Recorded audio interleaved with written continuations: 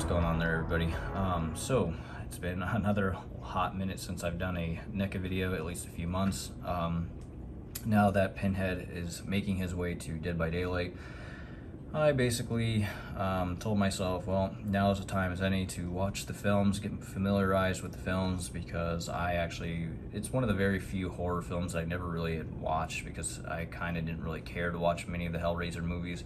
I kind of fell asleep within the first 20 minutes of the first film, but I tried my hardest to get through at least the first 5. And that's exactly what I did. I've kind of caught myself up with the at least watching the 5th film, and I have to say most of them are pretty bad. The first 2 films are probably the best out of the series, and that kind of goes pretty much with every horror franchise. They start making all these sequels and then they end up just falling on their face and just being absolutely garbage. Like the first 2 Halloween films, I absolutely liked them. Everybody would probably agree that the first 2 Halloween films are really good films, and then the rest of them are just dog shit. Even the 2018 Halloween film, dog shit. And now we have Halloween Lives Forever, whatever the fuck it's called, that's going to be coming out I think this year or next year, which is going to be a sequel to the 2018 Halloween film. I already saw the trailer and it just looks like they're milking the franchise some more. It doesn't even look like it's reinventing the wheel at all. But yeah, Hellraiser. So I watched, up to about the 5th film. I'm still working on getting through all of them. And my take on it, it's definitely, I see why a lot of the goths like this kind of crap, at least the damaged goths in any way, because they seem to really like these films. It kind of goes with that whole sadism, that whole BDSM type of thing, which isn't really my thing. It's kind of just corny, played out. I don't really care for much of it. The whole pleasure is pain sort of thing is just kind of gross in my opinion. I don't really find an interest in these types of movies in that regard. However, I can appreciate the makeup. I can appreciate the style with the movie. I actually kind of do like the overall character design of Pinhead. I like the character design for most of the Cenobites that is in a lot of the films. I think my favorite is, and again, it goes with what I've just been saying, her name is Deep Throat, I think, which is the woman Cenobite. She appears in the first 2 films. She's probably going to be my favorite, especially from the first film, because I think in the second film, that actress was different from the one in the first film. At least it looked like it. I really like that Cenobite. That's probably my favorite, and maybe in Dead by Daylight, hopefully, we actually get some different cosmetic Cenobites. That would be pretty cool. But anyways, so yeah, this guy I picked up here in Texas. I picked him up at a collectible place down kind of in Pasadena. I forget what the guy's store is called. But he told me that this was his last one that he had on hand, so I was like, great, I'll take him. So that way we can actually add him to our collection here.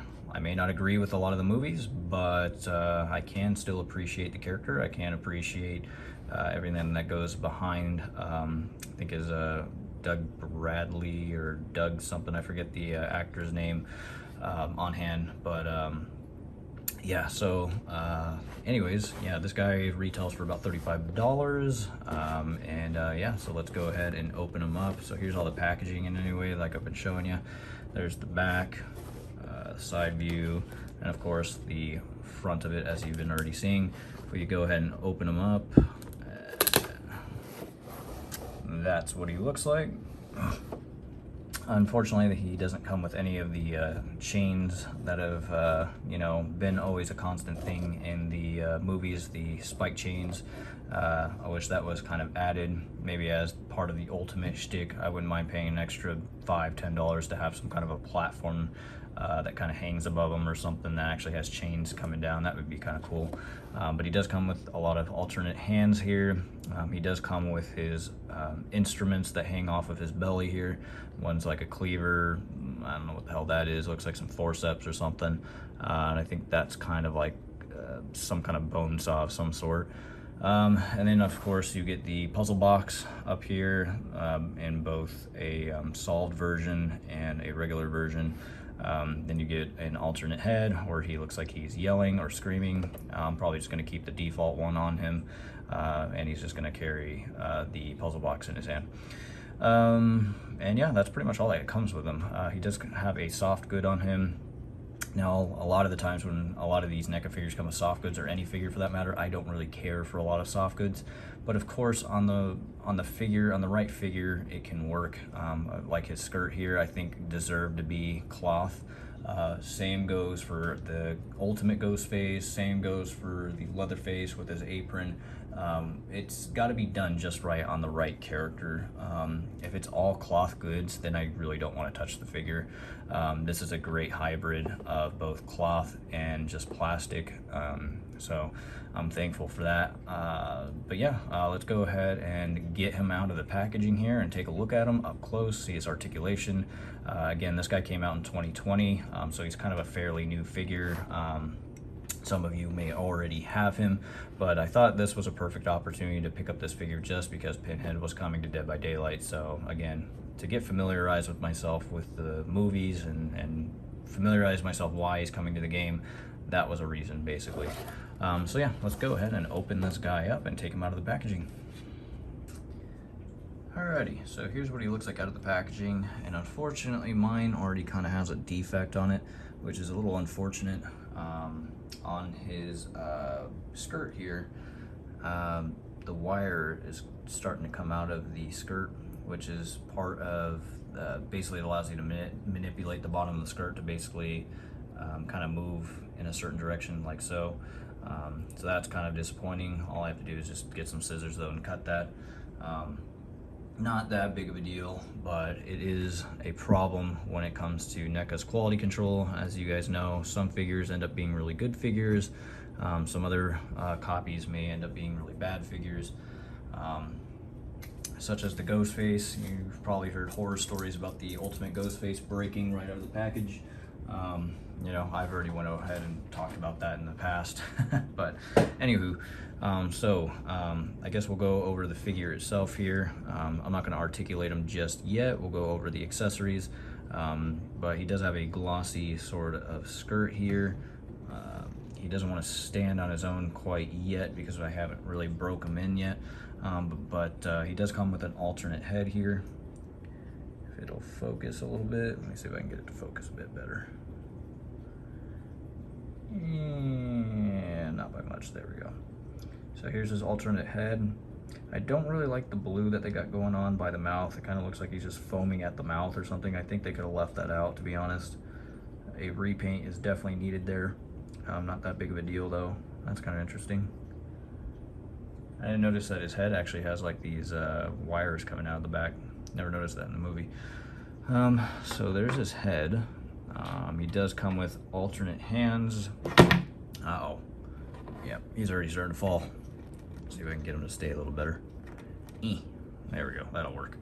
All right, so he does come with alternate hands. So this one's supposed to be kind of like he's just idle, you know? His hand's just kind of by his waist. So that's that one. He does have the same thing for the other hand. So that's his left hand, this one's his right. So his right hand. He does come with hands so that way he can grip some of the weapons that basically hang down from his chest there, if you want him to do that. However, I think I'm just going to have mine hang off of his chest. Same goes for his left hand. And then you got the puzzle box. So here's what it looks like closed. Let me take a look at this.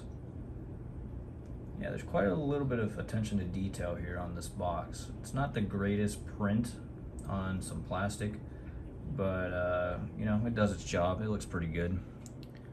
Here's what it looks like on each side. This, I think the print could have been a little bit better, because that's where you run your finger around the whole circumference of the circle and then it opens up. But pretty cool nonetheless. That's the puzzle box, and then here's what the puzzle box looks like when it's kind of opened up. So if you want that variant, you can definitely do that one. And here's some of the weapons that hang from his belly. This one's kind of like a cleaver. This one, I thought it was a forceps, but it's not. It's just a kind of like a steak knife or something. So a little blade. Then you got a little, I don't know what the hell this thing is. It kind of looks like a bone saw to me. At least I think it's a bone saw. Yeah, it's got teeth on the end of the blade, like very, very, you can barely even tell. I don't even think the camera picked that up. Yeah, I don't think it'll pick it up, but it's got teeth on this bottom portion where my thumb is, so it definitely looks like a bone saw of some sort. But that's pretty much all the accessories that this guy comes with.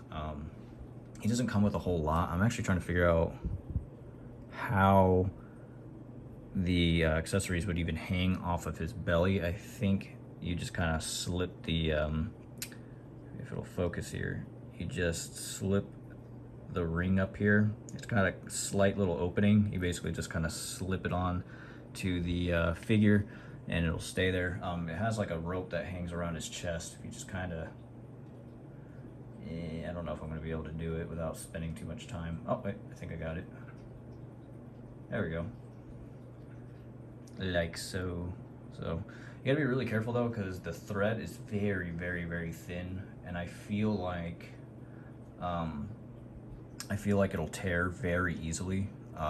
I would be very careful when you put these little accessories on that little piece of thread that hangs through the actual figure. Again, we are dealing with the NECA figure here. You got to be very careful. They're very fragile, as we know. So anyways, let's go ahead and do articulation here. So he does have a ab crunch here, a bit of a chest crunch actually.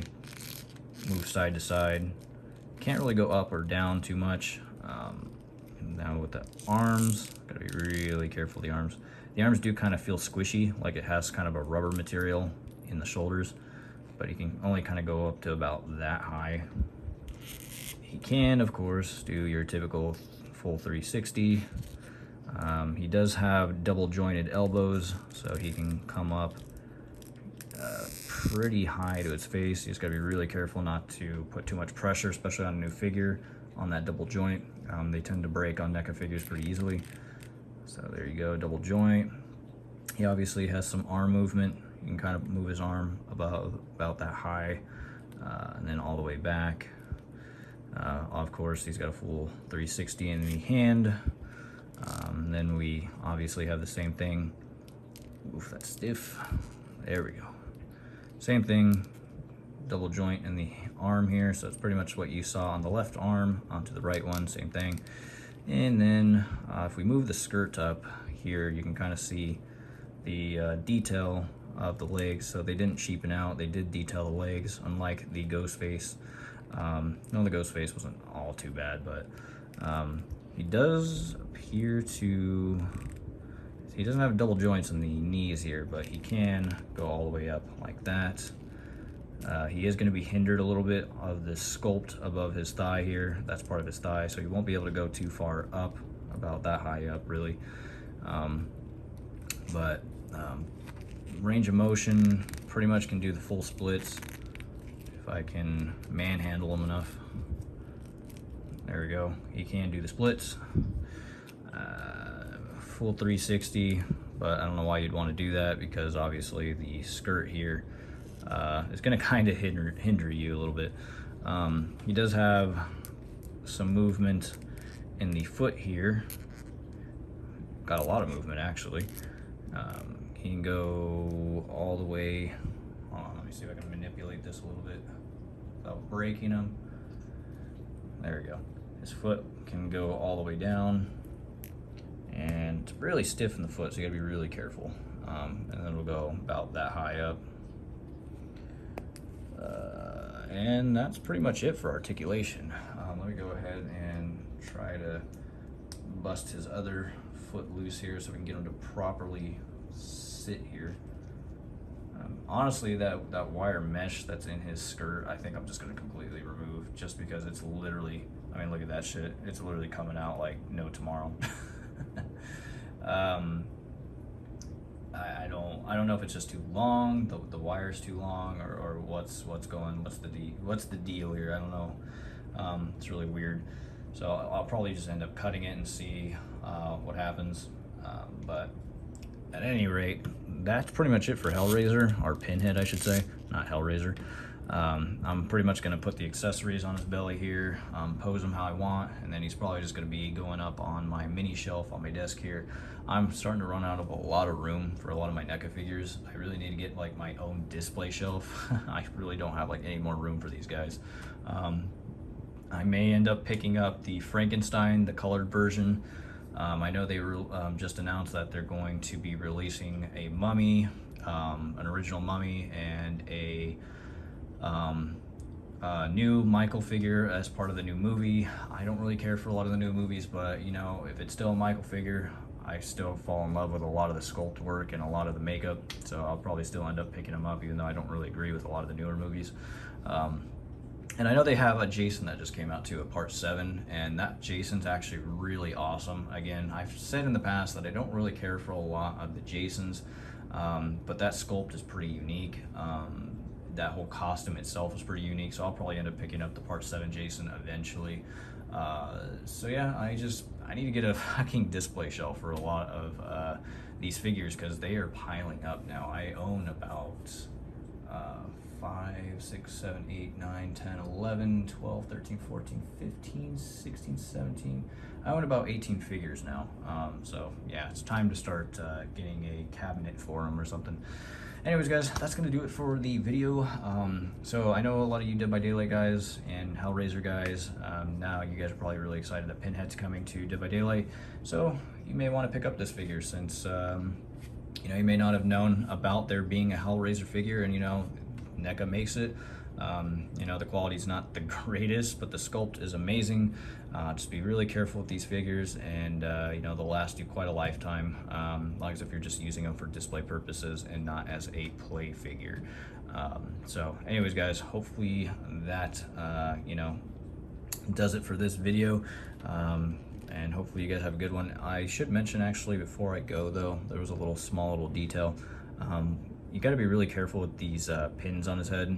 You don't probably want to touch them a little too much, because they seem to like to bend very easily. So try to turn his head at the ears, as well as pulling the head off by the ears, not so much by the needles, because otherwise they're going to start bending and manipulating to a position that you don't want them. So just a little tip there. Anyways, guys, I'll see you in the next video. I'll have one probably tomorrow about my job that, you know, I've been talking about, and yeah, we'll go from there. So hopefully you guys have a good one, and be sure to pick this figure up.